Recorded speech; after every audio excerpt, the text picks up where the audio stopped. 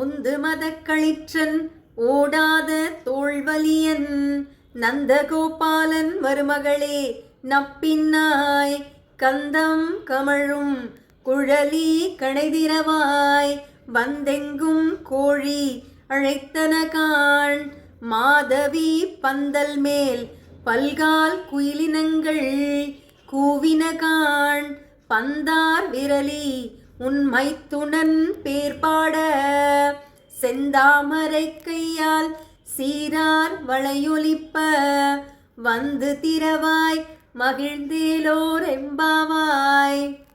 இந்த பாசுரத்திலே ஆண்டாள் நப்பின்னையின் அழகை விடிந்ததற்கான அடையாளத்தை எல்லாம் சொல்லி கதவை திறங்கன்னு சொல்றாங்க.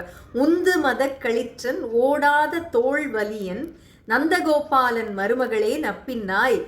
அதாவது மதம் பிடிச்ச யானைகளை எல்லாம் அடக்கக்கூடிய வலிமை, அதாவது பெண்கள் அப்போ எப்படியெல்லாம் சொல்லப்பட்டிருக்காங்கன்னா, மதம் பிடித்த யானைகளை எல்லாம் அடக்கக்கூடிய வலிமை, போர்க்களத்திலே புறமுதுகிட்டு ஓடாத தோல் வலிமை கொண்டவர்களாம் இந்த நந்தகோபருடைய மருமகளே நப்பின்னாய் அப்படின்னு சொல்லி அழகாக அட்ரஸ் பண்ணுறா.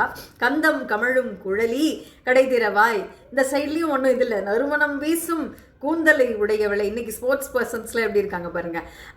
நறுமணம் வீசும் கூந்தலை உடையவளா நப்பின்னை, நீ வந்து வாசல் கதவை திறக்க வேண்டும் அப்படின்னு சொல்றாங்க. வந்தெங்கும் கோழி அழைத்தன கான். பொழுது விடிஞ்சாச்சு பாரு, எல்லா இடங்களையும் கோழி எல்லாம் கூவிட்டு இருக்கு.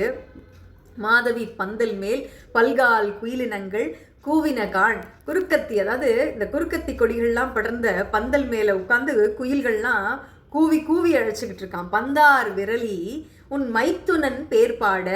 கையிலே பந்தேந்திய விரல்களை உடையவள் உன் கணவனான கண்ணனின் திருநாமங்களை நாங்கள் பாடுவதற்காக செந்தாமரை கையால் சீரார் வளை ஒலிப்ப வந்து திரவாய்.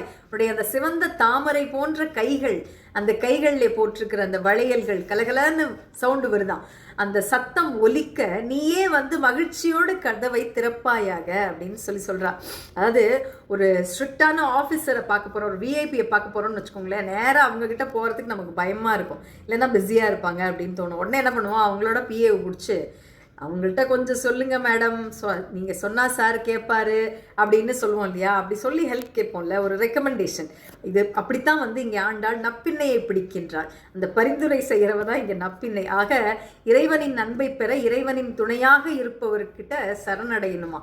இந்த சரணடையணும் அப்படிங்கிற அந்த தத்துவத்தை தான் இந்த பாசுரம் சொல்கிறது. நப்பின்னை மனசு வச்சாச்சு, அடுத்தது என்ன நடக்குதுன்னு நெக்ஸ்ட் பாசுரத்தில் பார்க்கலாம். ஆண்டாள் திருவடிகளே சரணம். நன்றி, வணக்கம்.